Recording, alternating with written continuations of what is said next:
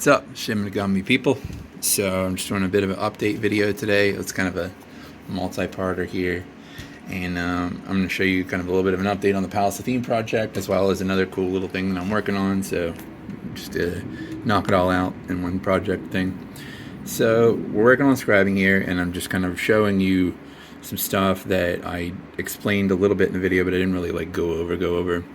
So like, what we're doing here is we're scribing his forearms, and I'm kind of showing you the process that I'm doing here. So basically, like, you know, the first thing you do, you want to figure out where your lines go, and I'm doing extra lines scribed on the forearms the same way the other limbs are, because I wanted to kind of have a uniform look. I'm trying to match the design of the rest of the kit.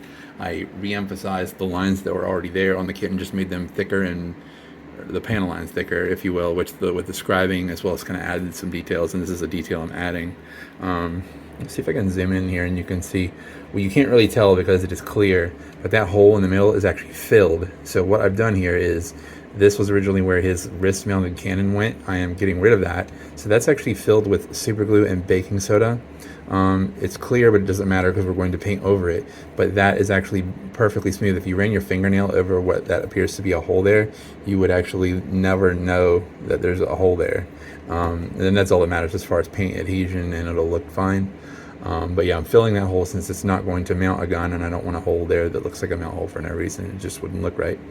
So that's filled, and then the next thing we did was we determined where the line was that we wanted to get. Use my scribe tape as I just explained here, and just kind of like, I basically kind of hold it over the part and kind of make sure it's aligned in a straight line with the other parts, you know. Just kind of like make sure, does the spacing look even from the back to the front. And it will take sometimes takes a couple tries for me to do it, to get it to where I'm satisfied with how it's aligned, and then we know that that's good. Once we've done that, the other thing, like, and I mentioned to you before, you can see it's kind of a little dull because I did that sanding I told you about to make sure this tape bites better. So yeah, you got your tape on there and you're getting ready to do your scribe line, and the first thing you do, this is my method right now. I'm not saying it's the best method, but I'm saying this is what I do right now, right? I start with the 1.25 scriber, and as I said, I just kind of gently pull it along the tape. Make sure I stick really tightly to the tape, and I'm not putting pressure. I'm just focusing on accuracy, on making sure I'm sticking to that tape until there is a line dug into it. You know, you start and you kind of put a bit of an indentation, and then by about swipe 5 or 6, you put a slight bit of more pressure, and you will start to feel a gritty sensation knowing that you're cutting plastic, and you'll see the little burrs that you see here, and you know you're digging into stuff. And then you want to make sure that when you're digging these scribe lines, you're using the same amount of pressure, and you're kind of going as quick as you can go without being sloppy, because if you go slow, it'll kind of chunk it. But if you're going kind of more smoothly with a little more speed, you'll have an even, consistent line that looks mechanical and what you're wanting in a scribe line. So that's the first part. And once you have it like you're seeing here, where you do see these lines being dug in, I don't know how well I can zoom in and show you. Yeah, you can see it. Cool. Zoom is great. Anyway, I've dug those scribe lines, and then we're going over to the next step here. And then the next thing we do here is we go to the 0.2, which is a wider scriber thing. And then on the bottom there is the 0.2 scribe line. You can see there that I just basically followed along the line and made it wider. That's it. Cool stuff, right? But what you're seeing on the top there is a much wider line. What that is the 0.5. We had to go up a lot.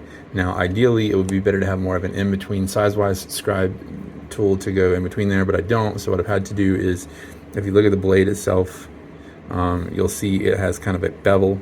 And so I'll actually take the bevel and I'll put the point in sideways, actually, because I told you the way you're normally supposed to scrape it is like this, with that blade down. But for widening the line, I'll actually hold it like this, and I'll watch it kind of peel away from the bottom part of the line, and then I'll flip it and then do this, watch it peel away from the top part of the line, and get an even kind of a beveled gap there to drop that 5 in, because that 5 is not going to drop in that 2. It's just too much of a jump. But that's how I'm managing it right now, to have an even line, because if I try to bullshit it any other way, it looks shaky, and I'm not satisfied with my result. But I'm satisfied with the straightness of that line up top with the 0.5. So now this arm, you see, it does have the hole, and that is because the shield is going in this hole. Because as I mentioned with this custom, he's keeping his shield, but he's getting his blade lance thing that I'm making for him. So yeah, now that I've shown you that, let me go ahead and take the tape off of here. Let's take a look under it and see.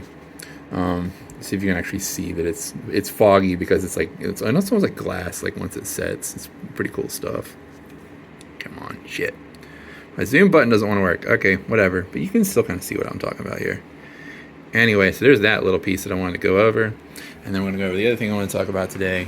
And if you follow my Instagram, you know this has been kind of a little passion project of mine, is the Predator stuff. I am going to eventually be working on a homebrew for Stargrave to play as a Predator clan. So that been in the process of making an entire printed clan, which you can see on my Instagram page. The newest additions here are from, it's called Papsicles Patreon. It's like Papsikels. They do these kind of homages to Alien and Predators. And this month, just look at the, oh, my zoom works again, cool.